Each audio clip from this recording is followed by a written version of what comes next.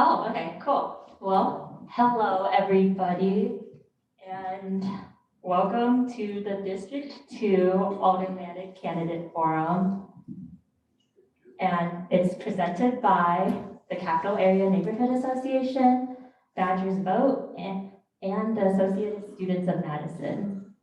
So, my name is Cleo Lee from the Campus Area Neighborhood Association, and I will be the timekeeper and in-person facilitator.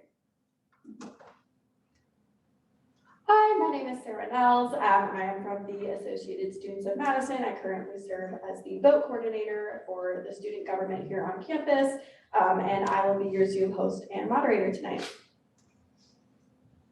And I am Amanjot Kaur. I am a lead intern for BadgersVote. We are your campus resource for voting. We will be your moderators for tonight's District 2 Candidate Forum debate. Before we begin, we would like to thank UW-Hillel for really going above and beyond to ensure that we have this space tonight, and for working with BadgersVote and the other organizations so that we could provide in-person attendees light refreshments. So is there anything UW-Hillel is gonna add? Is Micah in the room? I don't see my gun. Oh, he probably had to head on out. All right, then I think we'll continue. Yeah. Okay, great. So I just want to quick remind everybody that this forum is going to be both available in person and via Zoom, and that a recorded version of the forum will be made available later on the CANA website and YouTube channel. If you'd like to access that, feel free to ask any of us and we can send it to you. Otherwise, you can check out the webpage for that.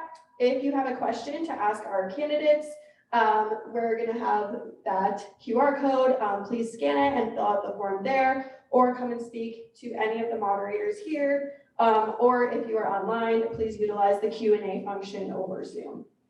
Joining us tonight are your candidates in alphabetical order: Colin Barashok, Evan McSorley, and Juliana Bennett. Okay, a quick disclaimer before we begin.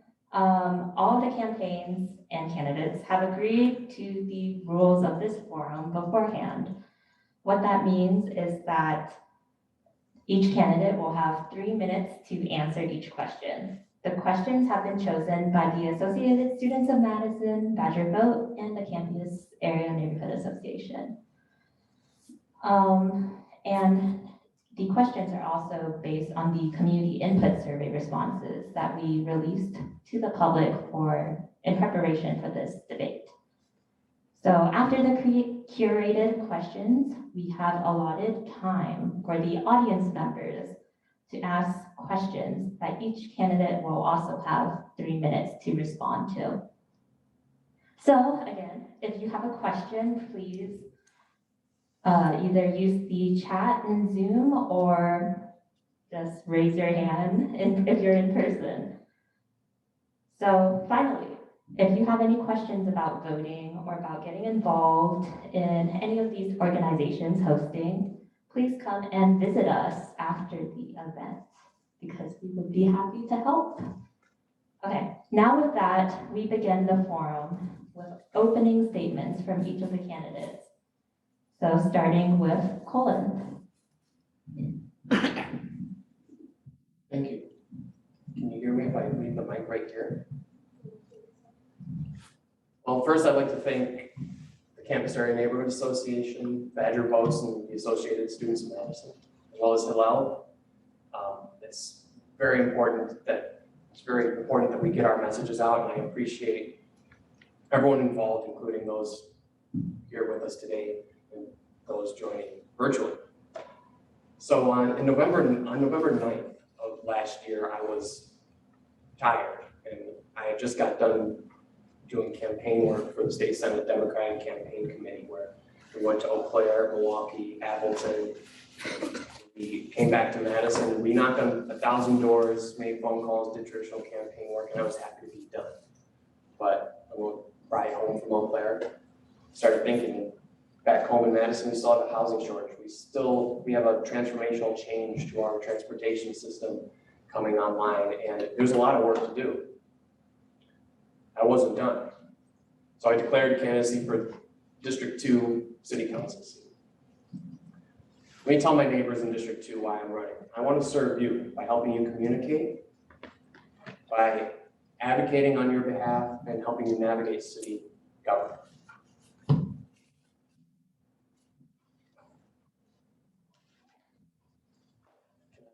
Yeah. Continue.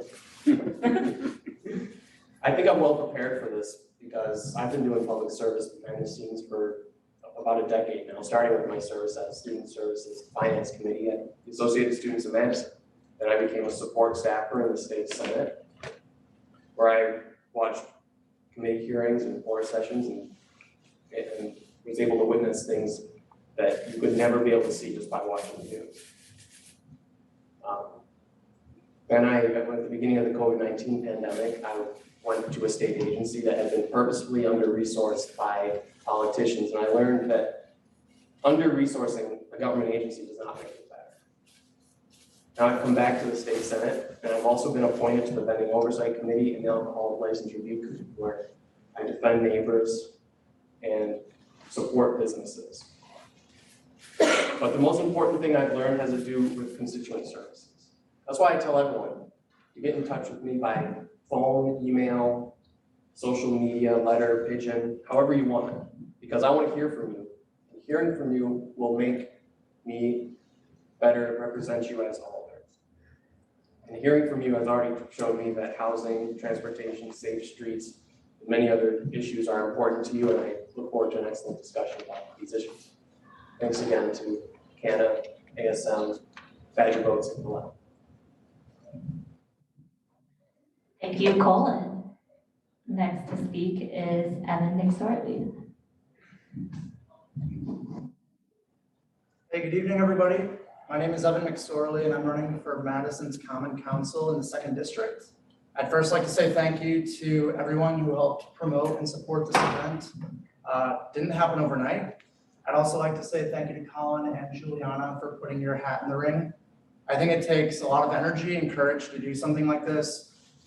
Truthfully, I think we learn a lot about ourselves in the process of just having these conversations door to door, person to person. You don't know fully what your values and beliefs are until you have the conversations one after another. And that's been a wonderful experience. I believe that we need leaders who are determined and dedicated to the longevity, prosperous, and sustainable growth for our city. I think that Madison's challenges do not have simple answers, because if they were simple, we would have addressed them in the last Common Council or the one before that. It's no secret that housing is going to take some time to discuss tonight. That's one of the discussions we'll be addressing. I'd also like to say that we're here because we want to be here and we care about our city. Madison's a special place for a lot of folks. There are some folks who have lived here their entire lives. There are some folks who just moved here last year. When I first moved to Madison, I didn't know much about the city other than it was a Big Ten college town. Well, I've lived in multiple areas of the city and I've learned that it's a special place and we need to take care of it. So slow, sustainable growth is how we can achieve that. We need to put our heads together and work as a team, because we are stronger together than we are alone.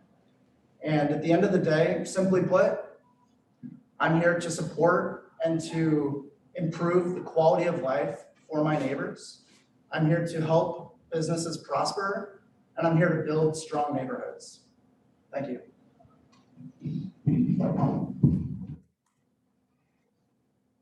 Now up is Juliana Bennett. So first off, I want to thank you, CANA, ASM, BadgersVote, for hosting this important forum, and thank you to everyone that's here in the audience or on Zoom for engaging in our local government process. My name is Juliana Bennett. I use she, they pronouns, and I have the honor of serving as a current alder on Madison Common Council. With the support of this area, I was elected 2 years ago as the youngest elected official in the state of Wisconsin and the first queer Black woman to serve in this seat. I've always believed that when we lift from the bottom, everyone rises. That is why I co-founded the Madison BIPOC Coalition and eventually ran for office.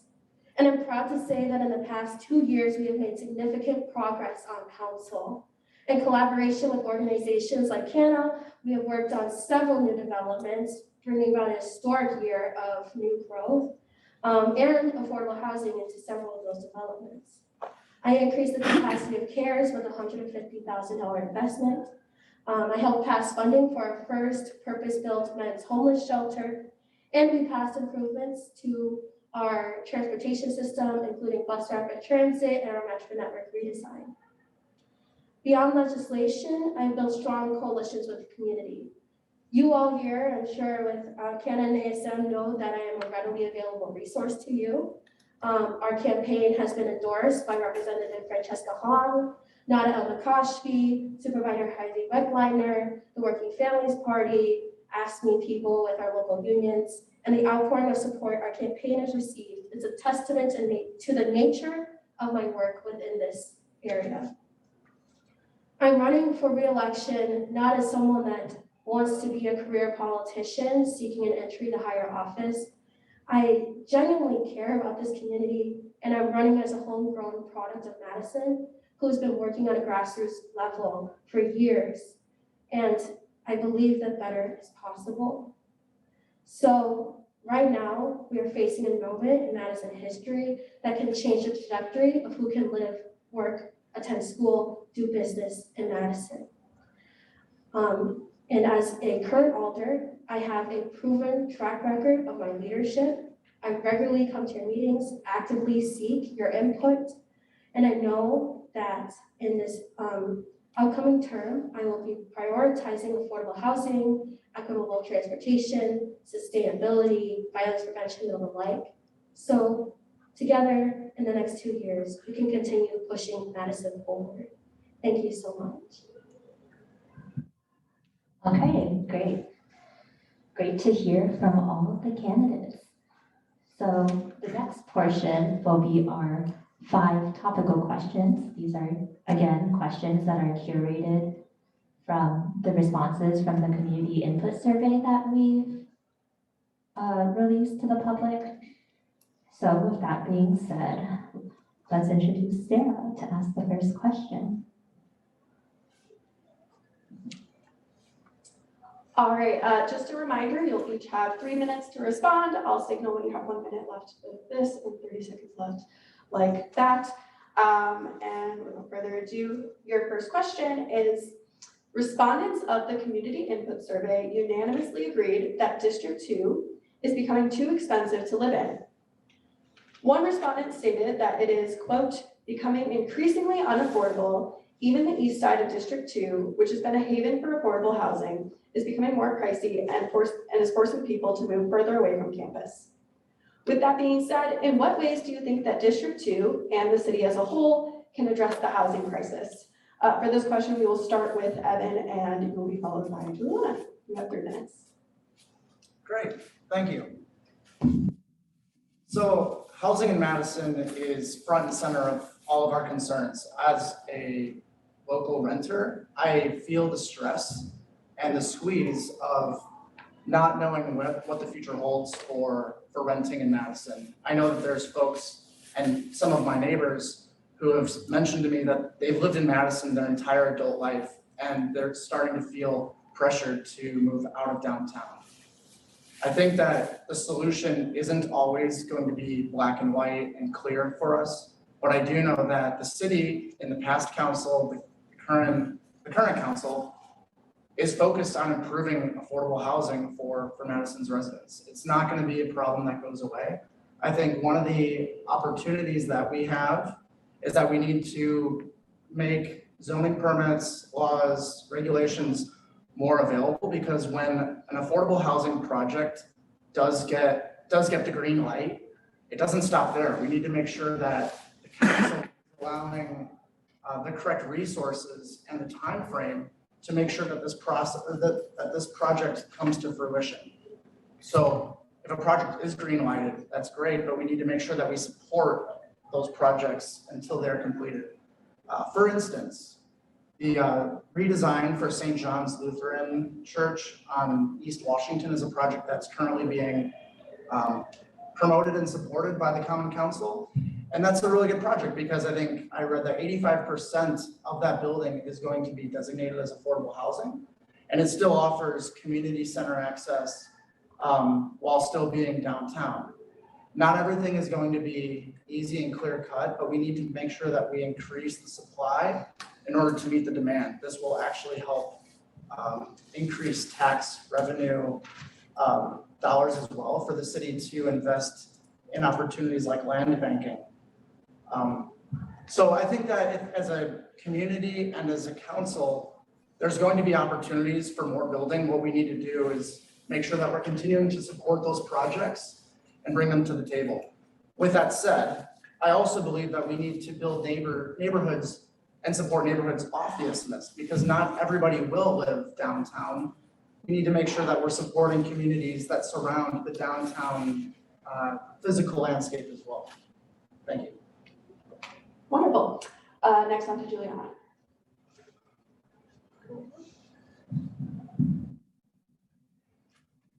So housing is out of control. It's absolutely insane. And I know I have that feeling of what it's like to sign your first lease and then not be able to pay rent. And in fact, I was just talking to a resident who lives in a 2-bed, 2-bath off of the lake and is being forced to move out because next year their rent jumped up to $3,800 a month. This is unacceptable and it's extremely personal to me as someone that has received that frantic 5-day eviction notice that has been on the brink of homelessness. So my plan to tackle affordable housing is threefold. 1, champion affordable housing policy. 2, increase affordable density. And 3, protect tenants from predatory practices. One thing you'll often hear is that we need more density, and it is true we need more density, but we need more affordable density. Throughout my term, we passed several new developments, several of which would not have passed without my leadership. For a more recent example, the council saw a development of 550 units of affordable housing and on the Urban Design Commission. The commissioners did not want that to pass for arbitrary reasons, but I staunchly supported it. So, and also we're not just increasing density downtown, but also throughout the city so that we don't have to bear the brunt of our affordable housing crisis. Secondly, I will continue to champion affordable housing policy. For example, one of the many ordinance changes I am currently sponsoring is a zoning type incentive in the downtown area to encourage developers to set aside units for affordable housing. And when reelected, I will continue working within our zoning code, open up our city TIF policy, expand our land banking policy, and preserve naturally occurring affordable housing. Finally, and maybe most importantly, we need voices as tenants, and we need to protect ourselves from predatory practices. So as someone that applied to DANCOR funding, those funds are quickly depleting, and I will partner with our county supervisors, my fellow alders, the mayor, to make sure that we put monies back into that DANCOR funding for emergency rental assistance and our community nonprofits. Ultimately, I know that my track record on housing is really good. For one other example, we just passed a $100,000 study for affordable student housing, which is something that I spearheaded in partnership with the campus in the city. And ultimately, housing is a human right. It's a right that the legislature has tried to strip away. It's a right that many of these landlords don't care about, and enough is enough. Juliana, thank you for your response. Unfortunately, we're out of time. No worries. Thank you so much. Whenever you're ready. Thank you. So let me say this. It's important that we know, that we understand that the most urgent and pressing way to address the affordable housing issue is to correct the severe imbalance in the supply and the demand of housing. That means building more housing. So people ask, what kind of housing should we build? Workforce housing, affordable housing, missing middle? Should we build single family, multiplexes, condos, apartments? The answer is yes, all of it. Because when we increase the supply of housing, that will cause an economic situation where landlords and owners have to compete for tenants rather than tenants competing for housing units. So that's the supply of housing. Second, we need to, at the same time, is provide incentives for affordable housing. I'm pleased that a proposal has been introduced to allow developers to put in more stories if they agree to put affordable housing. That's important. We cannot require affordable housing because our friends in the state capitol said no to that. But we can negotiate with developers and we can support creative ways to encourage affordable housing. We also must preserve existing affordable housing and preserve our historical assets in District 2. Sometimes people say that it's opposed. You can't be for more housing and for historical preservation. That's wrong. District 2 is already dense. So we don't have a problem in District 2 with density and historical assets. We need to think about developing off the isthmus, of course. And if that makes me sound like a NIMBY, let me tell you this. I don't even have a backyard.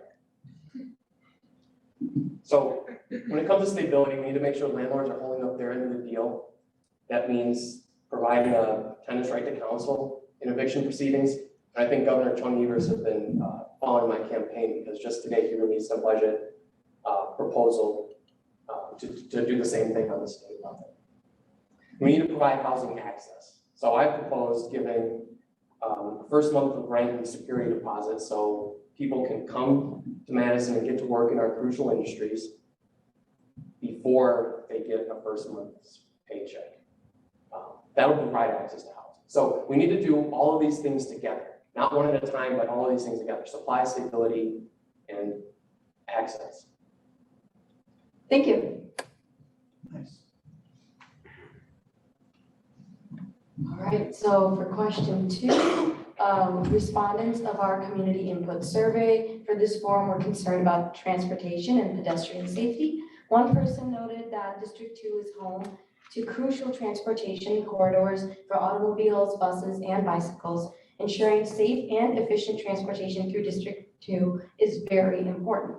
So given the fact that starting in June 2023, buses will no longer run on State Street, but a bus rapid transit lane will be implemented in the future, what do you think the future should look like for transportation in District 2? This question will start with Juliana, then Colin, and then Evan. Okay. Thank you. So first off on this question, I would like to issue a minor correction. The Metro buses will no longer run all the way down to Lake Street, but there will be buses at the top of State Street in the first blocks by the Capitol. So, but with that said, a District 2 resident gave me a really good quote on their take on transportation. People will find transit useful if you build useful transit. And I think this is a sentiment that brings together what the future of transportation in Madison should look like. Madison should be a 15-minute city, meaning we should be able to bus, bike, walk, carpool, or whatever, anywhere within the city in 15 minutes. During my time as alder, as I noted, we made significant progress to that goal. We implemented the bus rapid transit system and the Metro network redesign, which helped solve systemic barriers to transportation. But ultimately, transportation is amazing downtown, but is unsatisfactory in the periphery areas. When re-elected, I will be supportive of increasing our transit access, including another BRT line that runs west to east, increasing bus access to the outskirts of our city, increasing funding for free and reduced bus passes, especially to our low-income and houseless population. And finally, I really want to take a more proactive role, especially with ASM, on providing late-night bus services throughout our city. But beyond buses, we need to increase pedestrian safety on our corridors. About 2 years ago, I exited Ravinia Courtyard on East Washington and witnessed like a gaggle of police responding to a hit and run case. Since then, I've been wholeheartedly supportive of our Vision Zero to eliminate traffic-related deaths in the city. And I recently voted in favor of our Complete Green Streets policy. So ultimately, I think we need to be proactively reaching out to our residents. Even just in this campaign, I've heard from several residents about issues with speeding and pedestrian safety. So a lot of our issues with transit would be solved if we did a more proactive reaching out.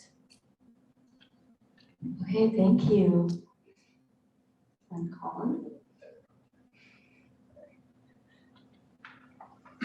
So District 2 is extremely compact. It's about a quarter of a square mile in area. It's the smallest and densest alder district in the city. So a primary mode of transportation is walking. That's why I talk about safe streets for pedestrians.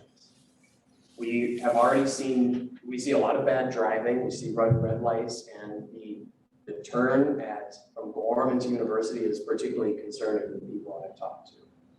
Now, I wish we could put red light cameras, but our friends at the state capitol said you can't do that. So we need to advocate for the right to do that, and for more local control in general. You will hear me say that a few times tonight. Besides walking, Madison tends to be a very bikeable city, but we can make it better. We can install more protected bike lanes, more bicycle-friendly infrastructure. And in fact, in New York City, it was found to be better for businesses in many cases to have a protected bike lane out in front of the business. The future of transportation obviously includes the bus rapid transit system. The buses will start at the top of State Street, and we might investigate down the road whether we can change that to accommodate a broader vision for a completely transformed State Street. But for now, I think we should pursue bus rapid transit, but we should pay very close attention, provide strong oversight in case concerns over ridership versus coverage turn out to be valid. There were concerns. We also need to pay close attention to the impact on people who are differently able. Some people have been concerned that bus stops moved further away and people with less mobility are unable to get access to the bus. That's why we should invest in paratransit. And we need to do this by raising revenues through grants, increase advocacy for increased state transportation aids, and hopefully we can get the paratransit fares down to the same level as regular bus fares. Finally, I believe that we need to fight hard to get an Amtrak station downtown and in general support intercity and regional transportation. One of the proposed spots for the Amtrak station is downtown, and I think that would be convenient for people in District 2. But let's be smart about first getting the Amtrak station and discussing where to put it. Thank you, Colin. So looking at the 10-year plan for Madison, we need to develop correctly, and we need to make sure that we're doing it right so that when we look back 10 years, 20 years from now, we can look back and say we did this right, not just what we thought was good because we wanted it right now.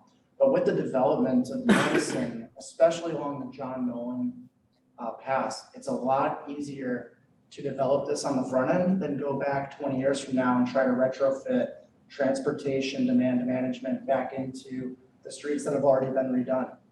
So first and foremost, I think we need to take a step back as a council and as a city, gather a lot of different opinions, take a lot of different thoughts about how to do this correctly. I know from conversations just this past week from business owners, from neighbors, from my neighbors, from your neighbors, that there are some folks who are very concerned about putting buses on State Street, both at the top towards the Capitol and down towards the bottom. Now, if you walk down State Street today, you'll see that there's a lot of vacant building offices. And I don't think that the current council is taking this seriously enough. A lot of people have stressed have expressed interest in revitalizing State Street, so I'm focused on doing that. I'm not convinced that putting bus rapid transit on State Street is the right move. But again, I think that you have to really look at the big picture and get together as a community and as a council and make the best decision that you can. I do support bringing the Amtrak to Madison. I think Colin raises a good point about that. I think that we need to make sure that, like Juliana said with her quote, I love that quote actually. I think if it's attractive and you do it right and it's clean and it's good for folks in Madison, they'll use it. I walk to places, I like to bike, I like to drive. I have to drive for my work, so I can't get out of my car on certain occasions, but I do think that if you make bus rapid transit attractive, neighbors will use it. Thank you. Thank you. I think I have 40 seconds left. Do you mind if I use it? Does she? She did have. Okay, yes. Thank you. Sorry about that. I didn't use all my time.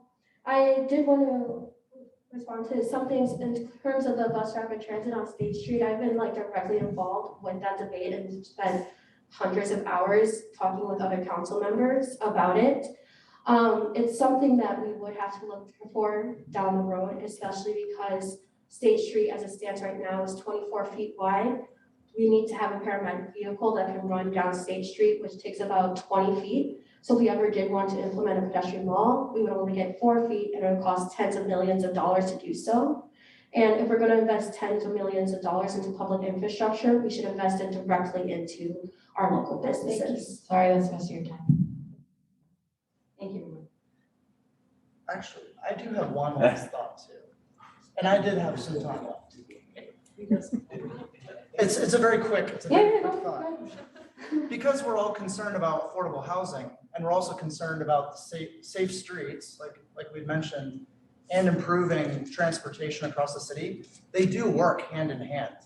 If you have denser neighborhoods, more density does create slower traffic moving down the street. So naturally, you do increase the safety on the streets. And I do support green streets too, like Juliana was saying, so.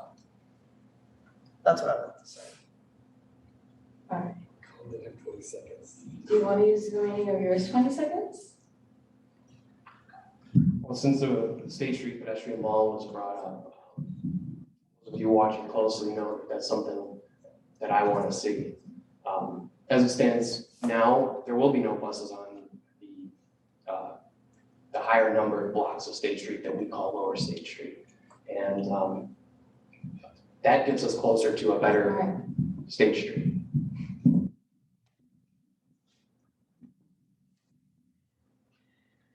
All right, so our third question, District 2 is right between the campus area and downtown. Given this unique area, what are your planned strategies for engaging with both UW-Madison, the downtown community, and the broader city of Madison as a whole? For this one, we're going to start with Colin.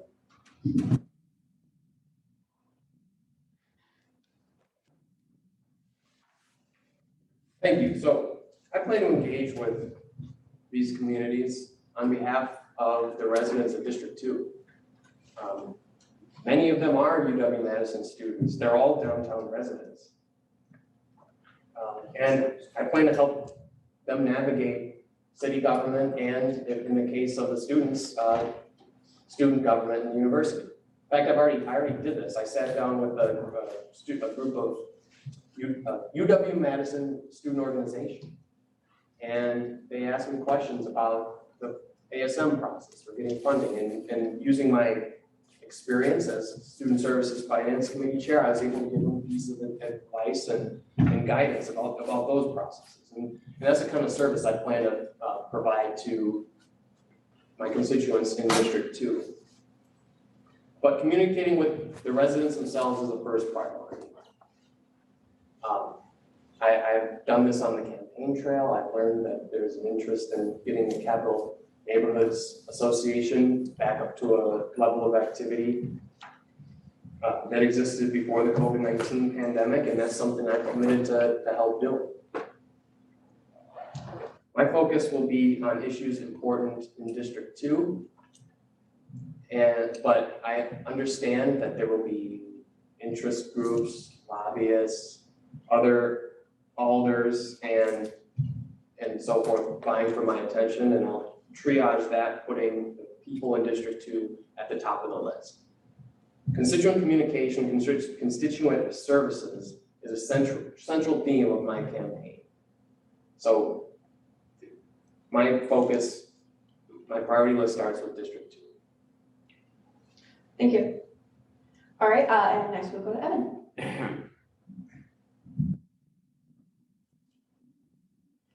Like I said earlier, we are stronger together than we are alone.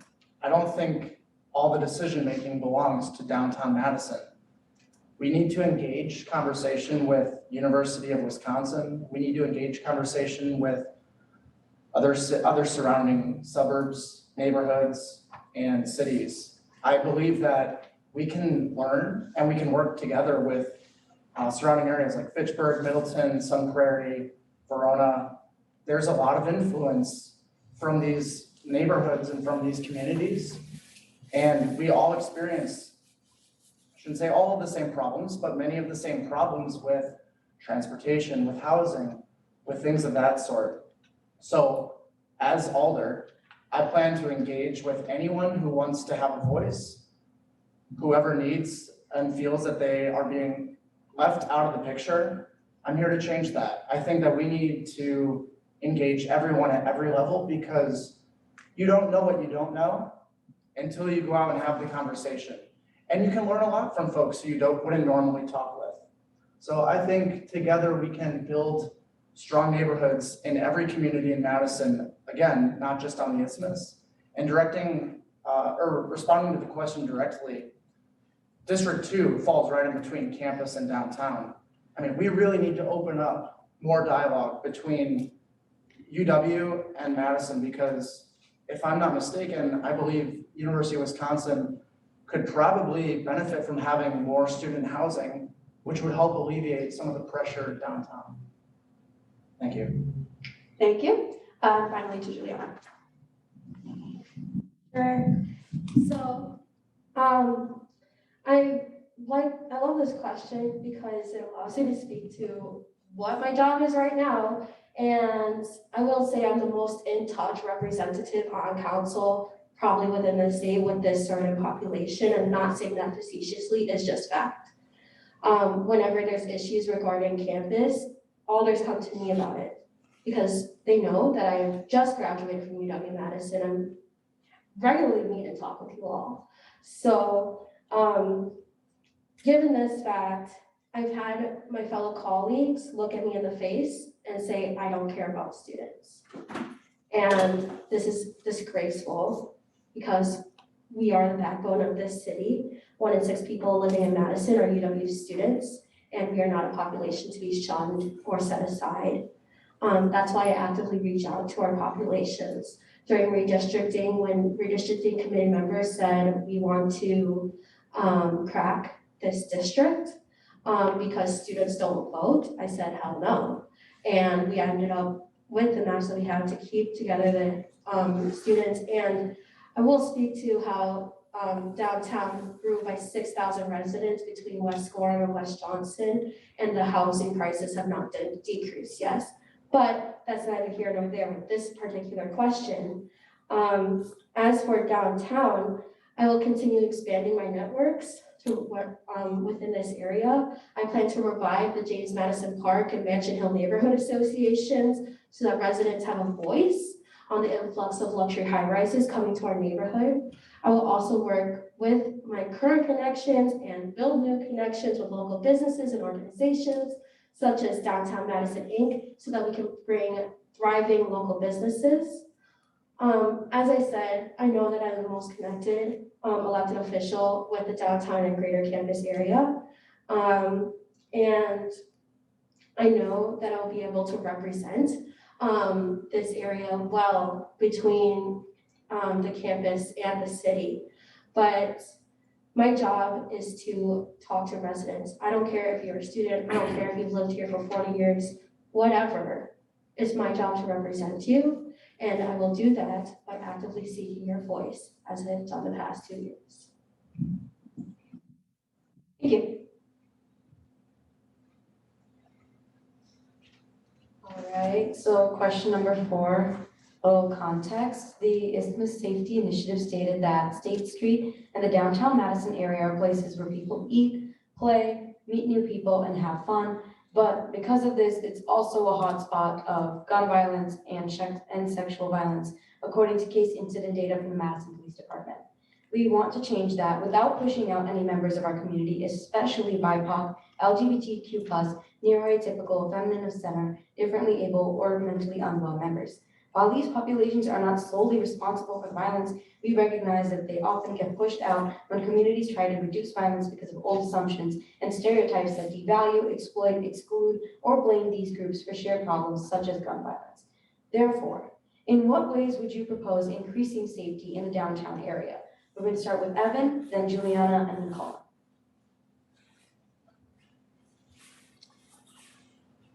Okay, what a loaded question.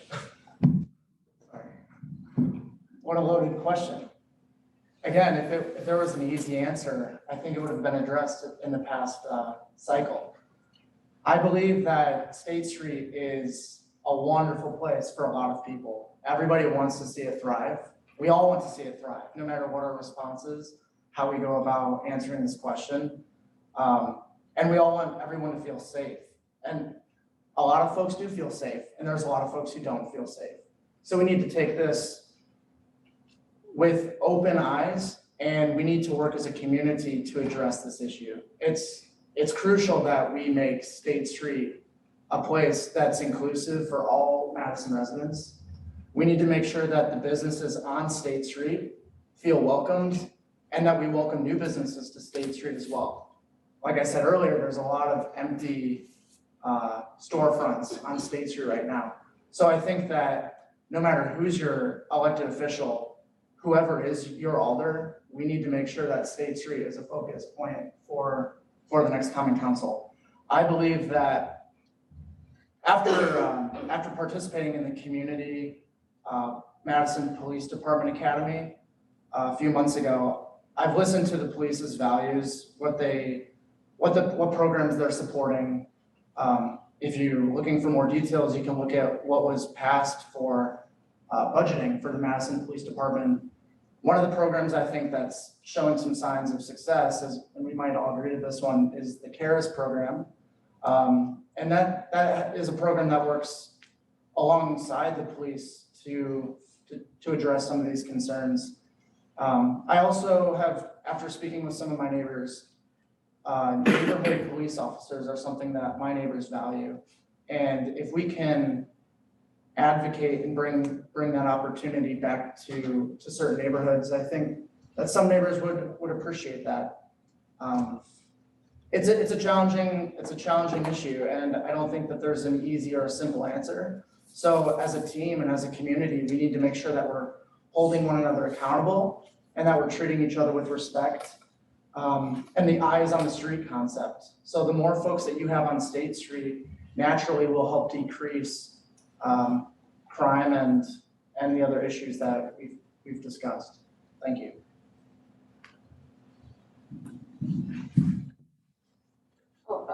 Next, it's Juliana. Okay, well, I believe that I take a bit of a different lens about than the eyes on the street, because I don't know if putting more cops in areas where, Black and brown people could be more effective is exactly effective. But I think that we need to be taking a more structured approach to violence prevention. And I view this question through a public health violence prevention lens, especially given the fact that these issues affect our BIPOC, LGBTQI+, and young people. So this is coming from as a survivor of sexual assault and someone that has witnessed the traumatizing effects of gun violence. One such example that I want to bring here is the gun violence is freshman year. I was at an event at the west of the Capitol. Then all of a sudden people started screaming, get out, like everybody get out. And when we come outside, there was a black kid that was literally choking on his blood, holding his chest, and his friends are holding him from a gunshot wound. And, the police and the paramedics came immediately, swarming the area. But ultimately, when violence happens, it's too late. And we can't be sitting around, having eyes on the street, waiting for violence to happen. Instead, we need to proactively reach out and solve the problem. So early in my term, I did a walk along on State Street with my fellow alders, CANA, MPD, and that's when I was introduced to focus interruption, or FIC. FIC proactively seeks out people that are more at risk of experiencing gun violence and provides them with intervention services so that they don't receive, are less at risk to experience gun violence. We need to be funding that. In the next 2 years, I will be elevating the public health violence prevention roadmap to reduce the amount of gun violence cases in downtown. As for sexual violence, I would like to continue funding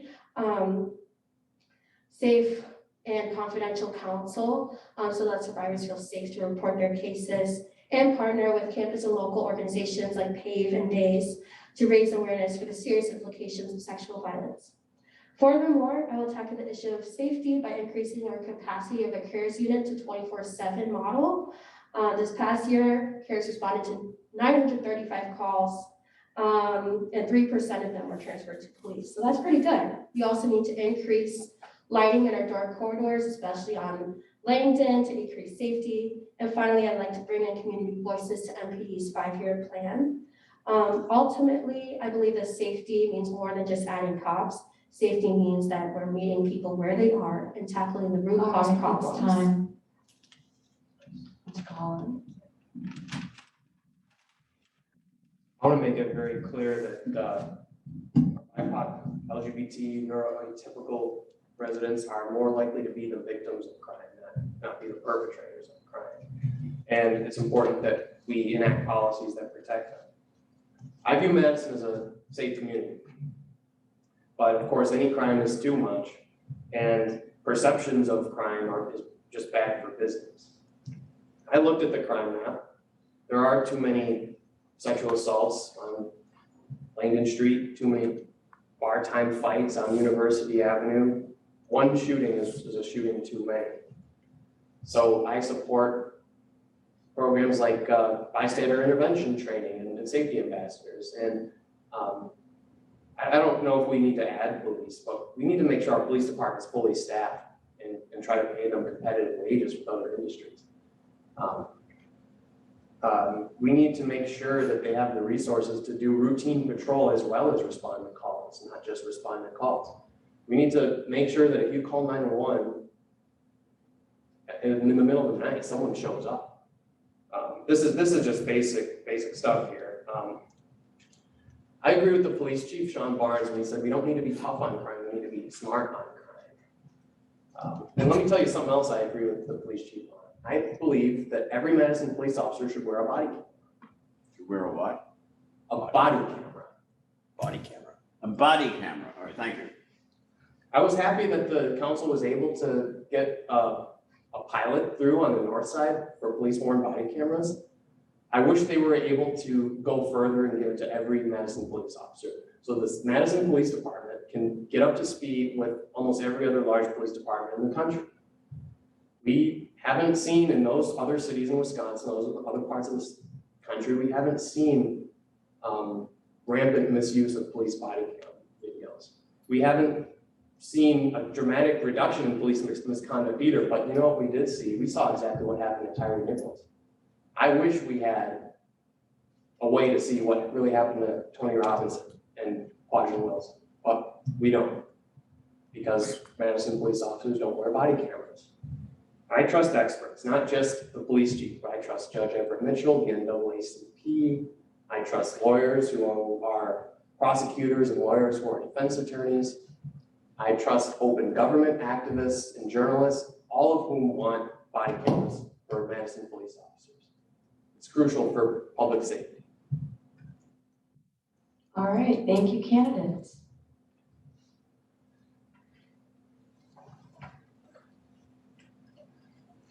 Yes, now is our last question, the last question we have prepared for this curated question section. It is, how do you think you would go about solving a conflict or a disagreement between members of the city council? And the order will be Juliana, then Colin, and then Evan. Sure. Before I start with my answer to this question, I would like to say rest in power Tyree Nichols. And also correct that the body cameras that the police had for Tyree Nichols were turned off minutes before he was brutally beaten. So I don't know how body cameras will or will not affect accountability. We have to wait till after the pilot for that, but I'm sure it will cost us millions of dollars. Anyways, but this is an example on council where conflicts are bound to happen. And as the only one here who has served as a council, it's a mistake to think that an alder's job is to resolve every conflict. And sometimes it's most important just to not dwell on the issue and instead move on. One recent example is with alder salaries. Not to go too far into it, but one alder shared some personal remarks that were pretty hurtful about whether or not we should receive alder salaries. And at the end of the day, I let it go. I talked it out with the alder and he endorsed our campaign. So I have relationships with people that are diametrically opposite of me and we still talk. I consider them brothers and sisters. An environment where council is becoming more and more toxic, I recognize that my colleagues aren't perfect people. I'm not a perfect person. We're all human beings. So it's good to set aside our differences. Recently, I supported a code of conduct to make sure that alders are treating each other, staffs, and constituents fairly. And part of this relationship building is why I've been so successful on council, because at the end of the day, it's good to just shake hands, let it go, and not go too far into personal attacks. Okay, thank you, Juliana. Next is Colin. Thanks. I appreciate the comment. It's not an owner's job to solve every disagreement because we come to advocate for constituents, and someone who's representing District 2, their constituents will have different concerns than someone who represents a district off the isthmus. It's important that we are able to disagree, but never become disagreeable. We must,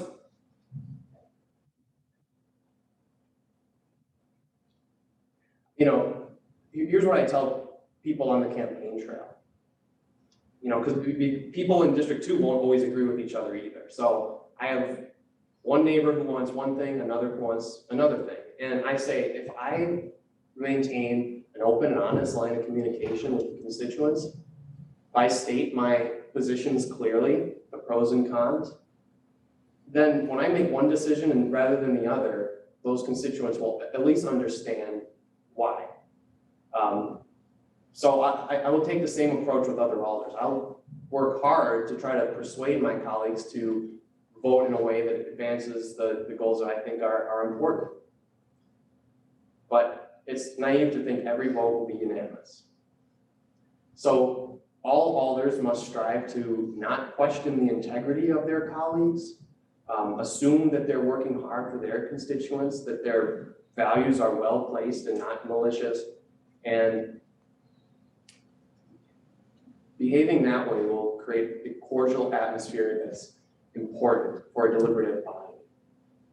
I know why, I understand what makes a deliberative body work and what makes it not work. I've been involved in politics and government for a while now. I don't want the City of Madison Common Council to become like the state capitol, where if you see someone from the other party in the hallway, you look the other way, you can't talk to them.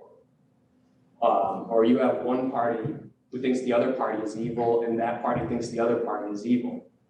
I think that ship may have sailed in the state capitol, but it's important for me to prevent that from happening on Madison's Common Council. That's why I'm confident that I'll be elected and I will be able to bring these values to the table there.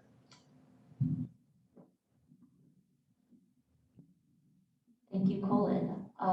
We have a raised hand in the audience. I have to disagree with that. You've got to be able to, if you identify a colleague that's doing something wrong, you just can't be a buddy with them.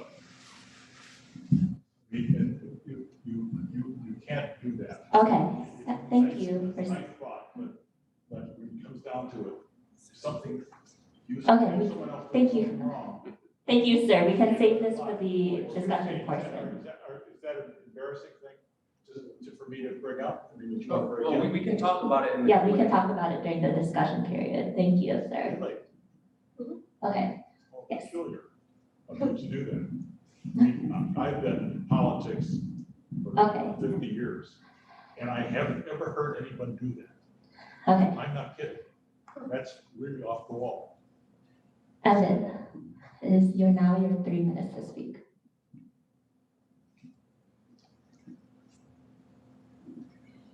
It's through debate that we reach consensus.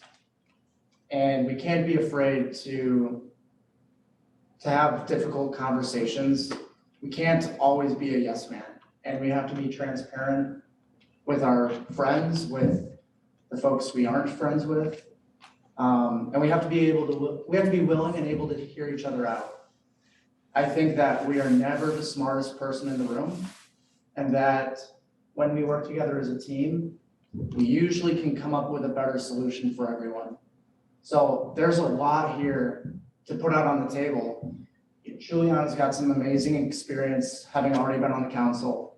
Colin's got some incredible experience having worked with the state senate office. I'm a neighbor putting my foot in the ring because I like my neighborhood and I care about my neighbors. And again, I'm here to improve the quality of life for all of Madison residents. So I'm excited and I'm energetic about working with others to come to the table and find solutions that, again, at the end of the day, improve the quality of life for all Madison residents. So disagreement between council members, you gotta be willing to hear each other out.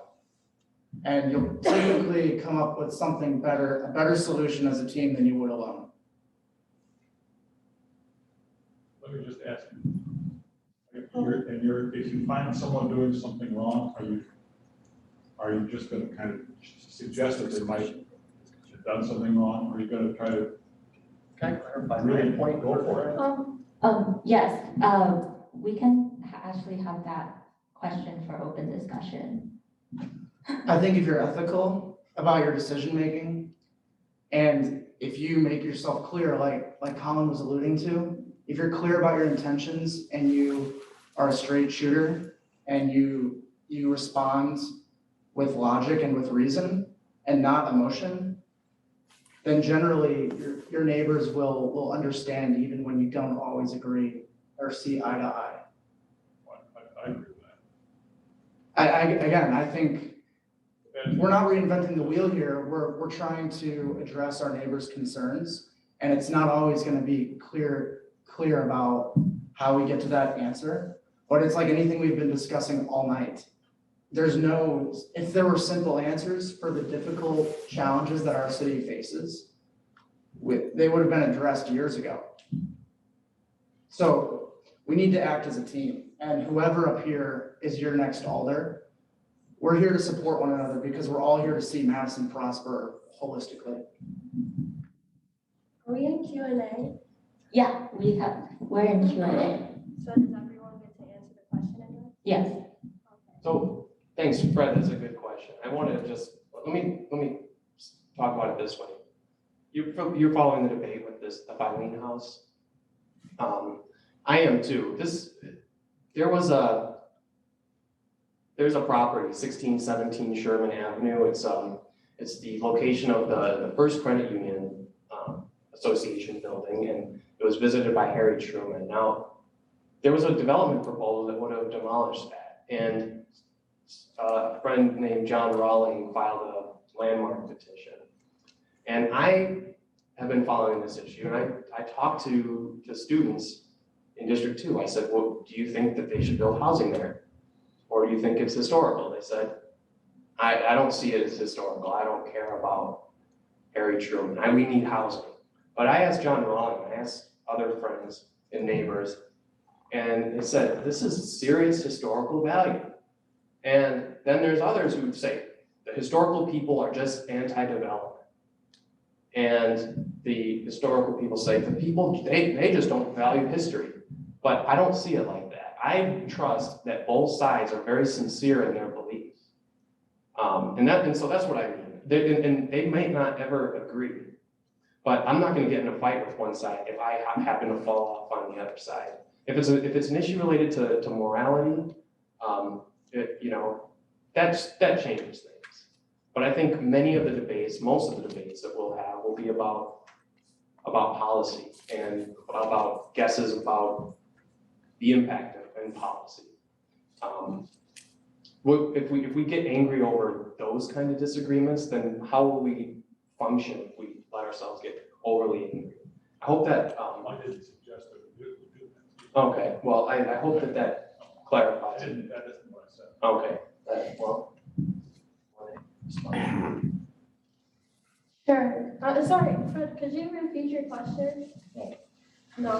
Yeah, just remember that. Oh, no, I don't remember it either. Remember exactly, but I didn't do that. Okay. Well, I apologize for misrepresenting your question. Well, I mean, so. What's the next? I don't want to Let's be move on, labored. move on with your. Yeah, moderator, let's go. Just an ask. Okay, does anyone have the next question then?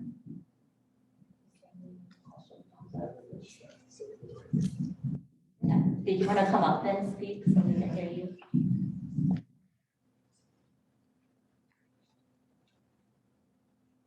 So realistically, 2 years is not a long time. I hear a lot of wonderful ideas and things I would love to see, but I mean, politics, there's always gonna be an obstacle. So I wanna know if you can get one thing done, what are you gonna fight the hardest for out of all the things you mentioned tonight? Would anyone like to answer first? Okay, Colin you'll have 3 minutes. I want to find a meaningful way to reduce the length of time it takes for discretionary approvals for building permits. I think that these can be a serious barrier to housing development because I think investors don't, they want to put their money where their mouth is and see something quickly. Of course, we have to make sure development is safe, green, and the neighbors are okay with it. But what I would like to see after 2 years is a meaningful reduction in the amount of time it takes. I don't know what meaningful means. I don't have a definition of that in my head right now. But it won't be, it's more significant than, so let's say it takes 90 days now. 89 days is not a meaningful reduction. It has to be meaningful.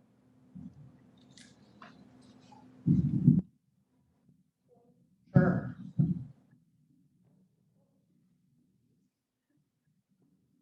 I'd like to revitalize State Street. I'd like to see that the storefronts are filled again. I want to support our local businesses. I want to see folks enjoying the amenities of our downtown area, and I'd like to see the energy brought back to that area of town.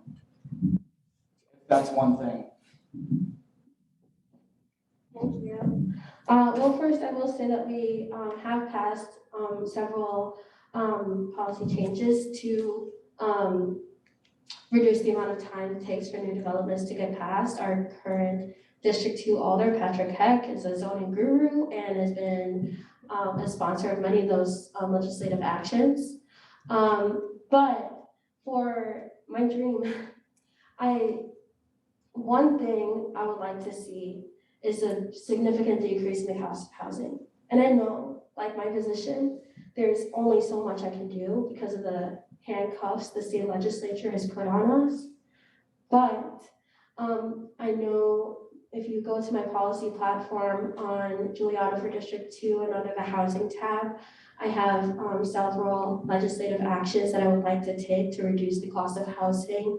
Ultimately, I think that a $2,000 bedroom renovation is too much, and it's only available to those that can afford it and not to those that can't. So that is my priority, is going in on a housing note. Okay, great. Do we have another audience question in person? Yeah, would you like? I'll stand, I'll just ask you, that's okay. Okay. Yeah, so, it's not directed at you. Remind your name, the middle again? Juliana. Yeah, Juliana, this is not directed at you or trying to push back, but how, there's clearly a homeless problem on State Street on Langdon right there.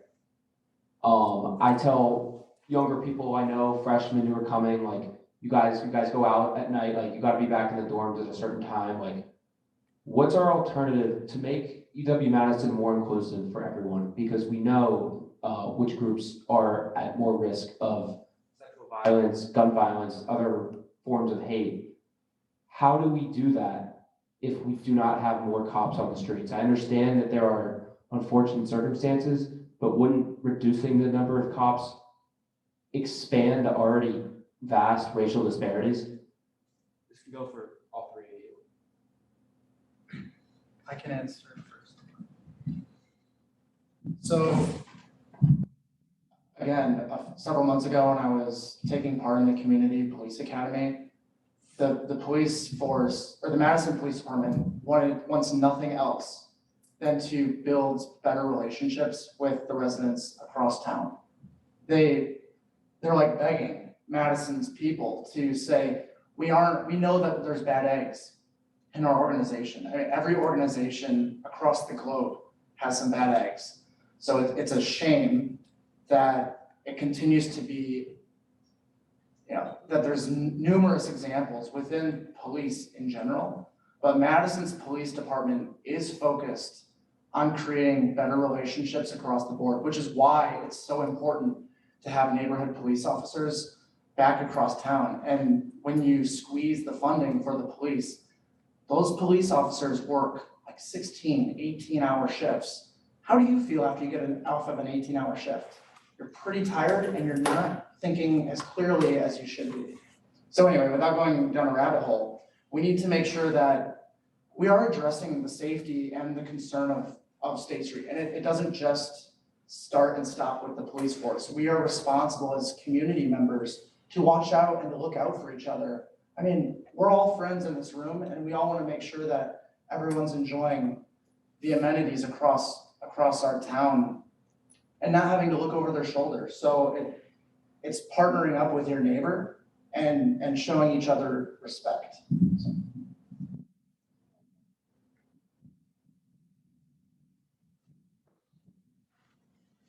Yeah, there's several approaches to, stopping violent crime, robberies and things like that.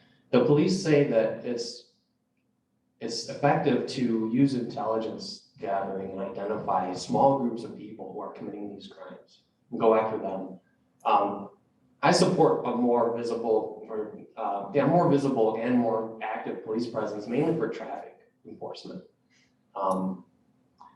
And also I've heard concerns about drug dealing and things like that at James Madison Park.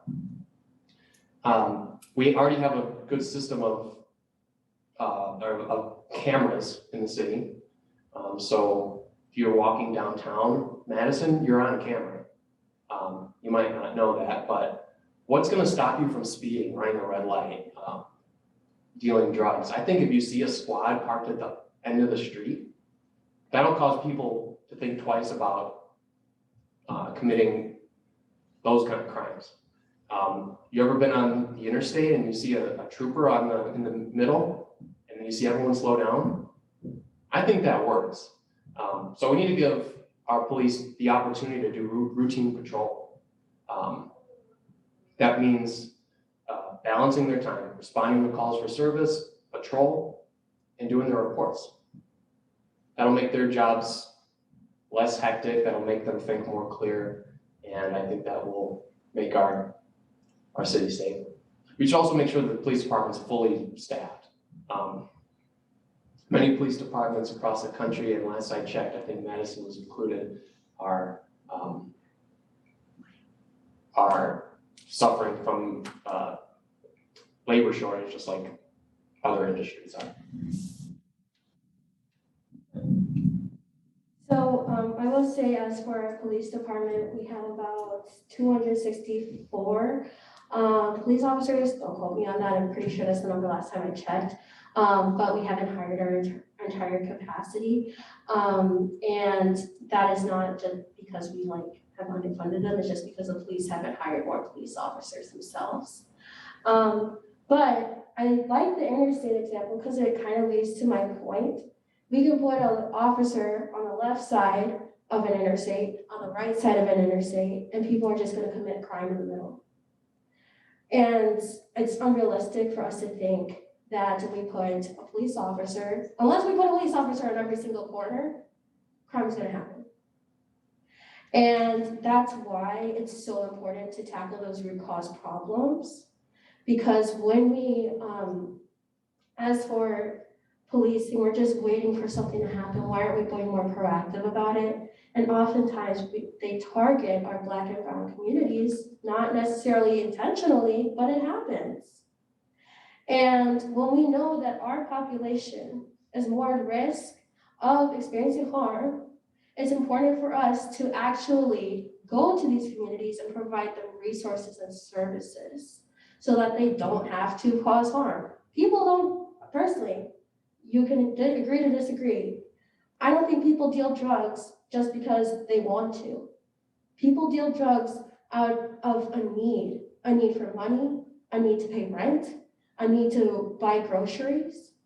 People aren't homeless just because they want to be homeless. They're homeless because maybe they have mental health issues. Maybe they have, I don't know, something else going on in their life and they can't have a home. Why aren't we going out to those people on State Street and providing them housing? Why aren't we going out to the people dealing drugs and providing them a good job? So those are the types of intervention services that I'm talking about when we're investing public dollars directly back into the people. That's a good point. Okay, thank you all for your responses. We have time for one question left, and it will be a question from Zoom. The question is, keeping the District 2 constituency in mind, how would you balance efforts to revitalize parts of State Street with the efforts to increase bus transportation to that area? Another Zoom participant noted, or stated, revitalize State Street for who? Think about who can get to State Street without better bus systems.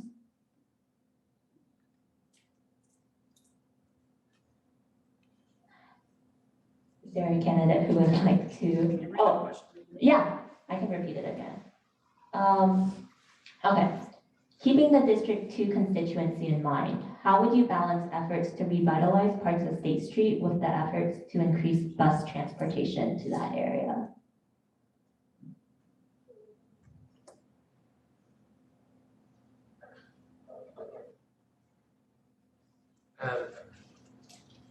I think with the bus rapid transit coming online, the buses will be off of State Street, the higher number of blocks, the 400, 500, and 600 blocks of State Street.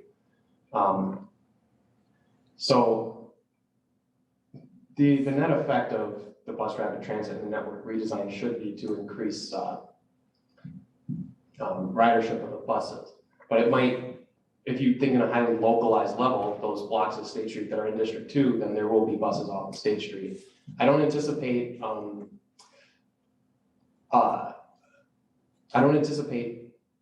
major impact on that when balanced with with the net impact of the entire change. But what I do see that is on the lower part of State Street, 400, 500, and 600 blocks, there will be fewer buses every few minutes, or no buses rather. And if we enforce ordinances already on the books related to times when you can make deliveries on State Street, and enact new ordinances that try to limit the delivery times on State Street, and we really enforce the rules about what type of deliveries can occur on State Street, rules that already exist and potentially new ones that we create, we can take a lot of traffic off of State Street so people can enjoy their outdoor dining and easier pedestrian travel, and it gets us closer to this vision that has been so popular, and it's been called the State Street Mall and the State Street Promenade. I intend to make incremental steps towards that goal. I'm not too naive to think that we'll be able to do it all in 1 year or 2 years even, but there's a very real opportunity to make these incremental steps, noticeable changes to State Street that make it more comfortable and better.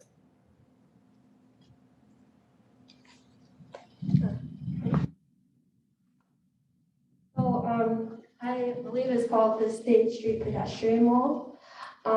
And I would not say it's a very real, I don't want to say it's very real, but as someone that has sat in council and listened to these debates, it's something that is very difficult to happen. If you actually just read through the report from the Madison Fire Department, it's very clear in that report that because of State Street and with all the historic buildings on State Street, we need to have a paramedic or fire vehicle that can run down State Street at any point in the time. That way, if there's a fire, you can put out the fire quickly and fastly.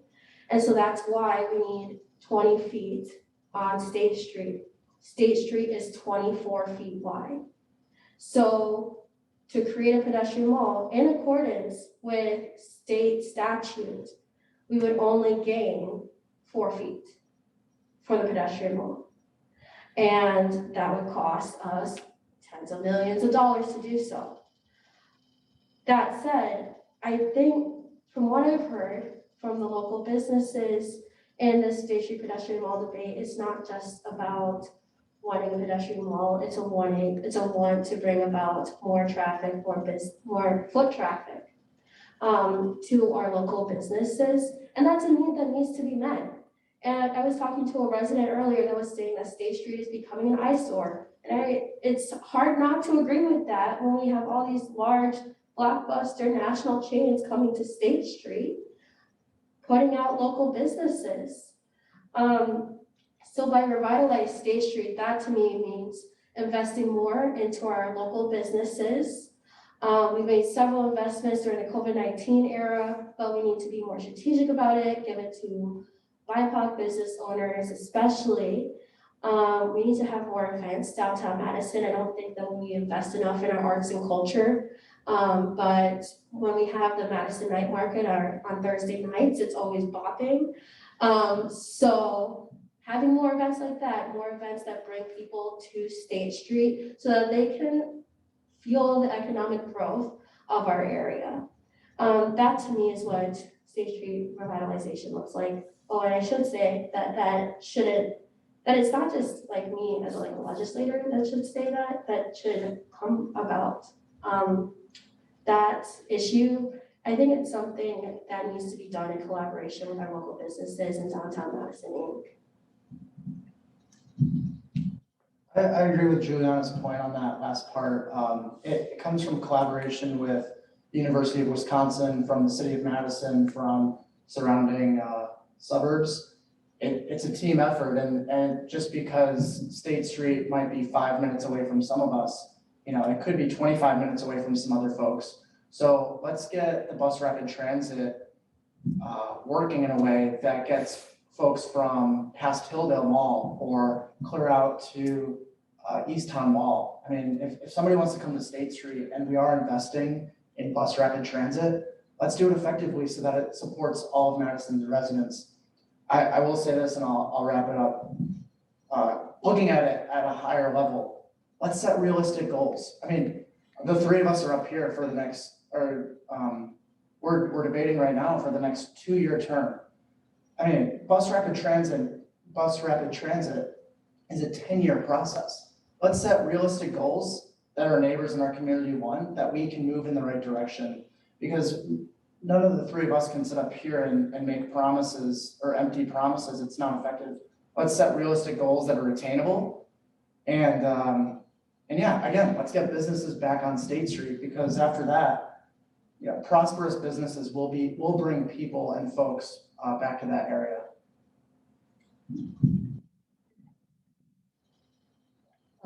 Okay, Colin, you have 1 minute left.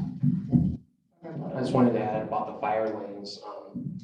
If all of those businesses get fire sprinklers, that's something that the state fire marshal wants to see anyway, regardless. But if they get sprinklers, that triggers a exception in the law, or well, I'm not exactly sure how it works, but that'll eliminate that fire lane requirement. So it's something to think about. It's going to be expensive, and I don't think we need to rush it. Like I mentioned before, just by controlling the deliveries and the buses coming off, that will get us incrementally closer to a better State Street. But when we talk about fire lanes, we can talk about putting sprinklers into those buildings, which is good for public safety, will make our state level leaders happy, and ease that requirement for the fire lanes. I may just take 1 second for that. The sprinklers issue is something that has already been thought of. And many of those businesses are historic buildings and do not have the infrastructure to put in sprinklers. If it were that easier, it would have already been done. That's 10 seconds. Thank you, Juliana. Yes. The question segment is now closed. We are now moving into closing statements. First, for closing statements will be Colin, then Evan, and then Juliana.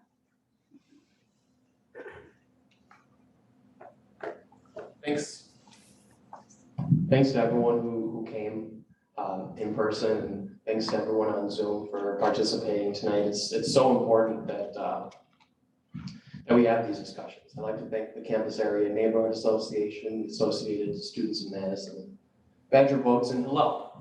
It was an excellent discussion. I want to remind everyone that this election, this primary and this general election is bigger than District 2. There's a more important race on the ballot than this race, and I think you should come to vote for me in District 2, but you should stay to vote in the State Supreme Court primary and general election. You should vote in the mayoral primary and the mayoral election. Especially with the Supreme Court, a lot is on the line there.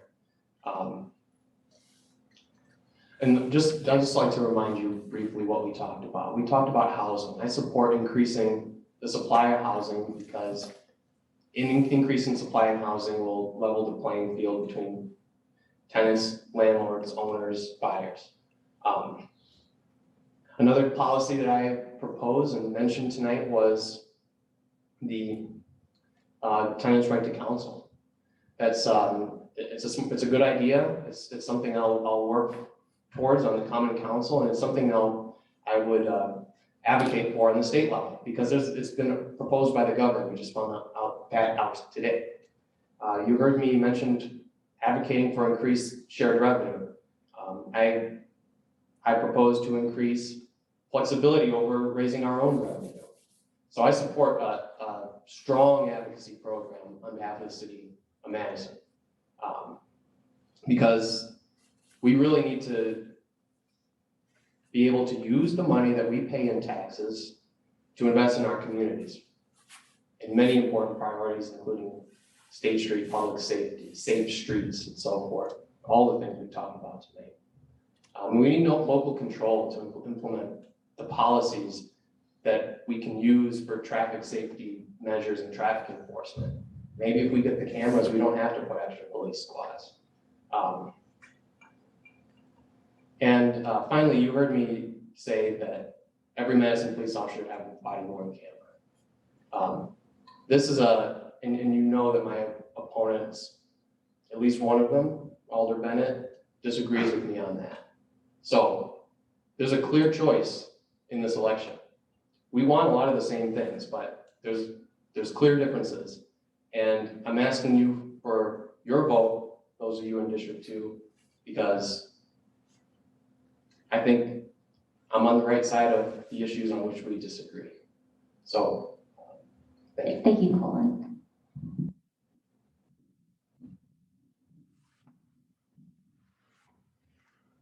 Thank you, everybody, for being here tonight. Thank you to folks over here who have set this up for us. It's wonderful to be in person doing this.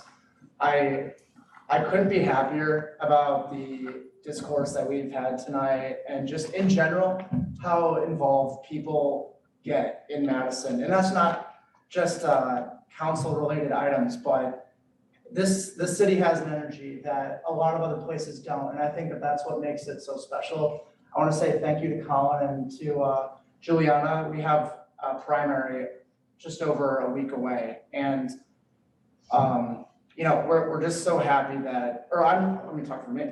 I'm just so happy that everybody's participating the way they are. I think if I were to go knock on 100 doors, I might have one sour patch or one person who's sour about it. So it's been very fun getting to do this. Someone gave me advice. The minute it stops being fun, maybe it's time to get out. So again, thank you to everybody who's showing their support.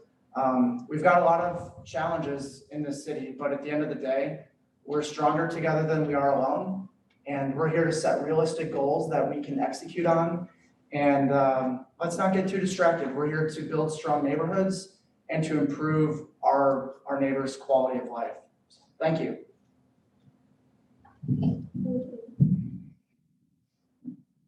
All right, so in closing, I'm taking a quote from my good friend and someone that I look up to, fellow Alder J.L. Curry, who said, "The people closest to the pain should be the people closest to the power." Right now, our district is experiencing a lot of growing pains.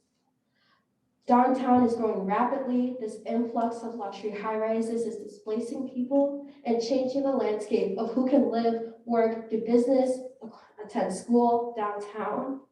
And as someone that has experienced severe housing insecurity, homelessness, the like, this is important.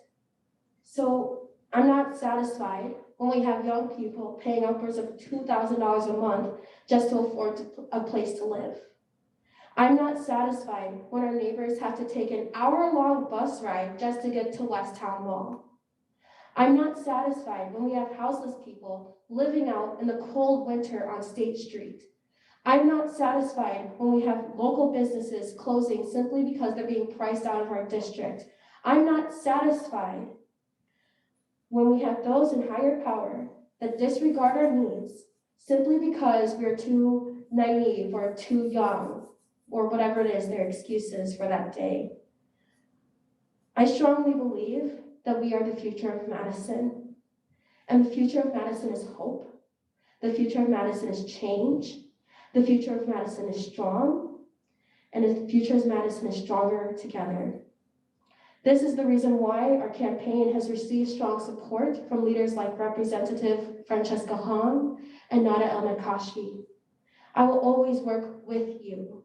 And I use the word with specifically because I'm only one person, but with you all together, we are stronger. I've kept my campaign promises. I'm not making facetious or frivolous promises now. And I'm making this promise to you right now that I will always prioritize and uplift your needs. We have accomplished much, but we have a lot of work to do in the next 2 years.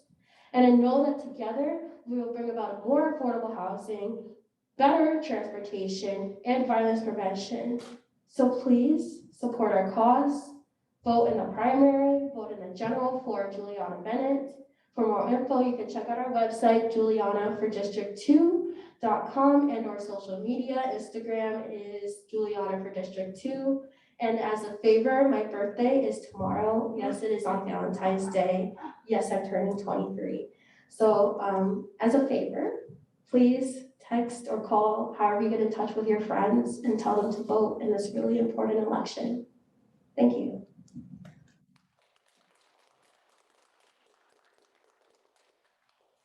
Yes, thank you so much to the candidates who had an exciting forum. And thank you for everyone who attended in person, on Zoom, or is watching this via our recording. A recording of this debate forum specifically will be available on our YouTube soon. And a transcript should be also be available soon after. And we'll have some last minute words from Amajot, Sarah, and UW Hillel. All right, I will try to keep this short because I'm sure you all want to leave, but I have to, as the Badgers Vote person, make sure you guys know about the upcoming election. As Colin mentioned, there are some very important seats that are up for the running. From February 7th through 19th, there is early voting, and then on the 21st is the election itself. Please, please, please vote. If you guys want more information about Wisconsin Supreme Court specifically, I have handouts. You can look at these. These also have the deadlines. There's also other seats. There's alderperson, as you know, and there's also mayor and there's school board. So please, please vote. And if you want to tilt back, I have those too. So yeah. Yep, and I just want to thank everybody again, both in person and over Zoom for attending tonight. This wouldn't be possible without all of you. We really appreciate your engagement and your questions and your willing to come out here and learn more. I also would like to encourage you to take some food. If you didn't notice, we have a nice table over there. So please take some of that home with you as you're heading out. And again, feel free to ask any of us for questions. I'm just really quick going to hand it over to Robbie from Hillel here. He's going to speak about. Hi, I'm Rafi. I'm here to practice my stand-up routine. Actually, I'll let you all go home soon, but thank you all so much for coming. Thank you to our great candidates. I'm not a District 2 voter, so I, do not envy the decision all of you will have to make. As Amna said, voting is this week. Thank you to Campus Area Neighborhood Association, ASM, Badgers Votes for partnering with us. And come back to Hillel anytime. We're usually open most of the time. Stop by, come to Ama, study, whatever it is you want to do, come hang out. And I think our doors are always open. Thanks so much.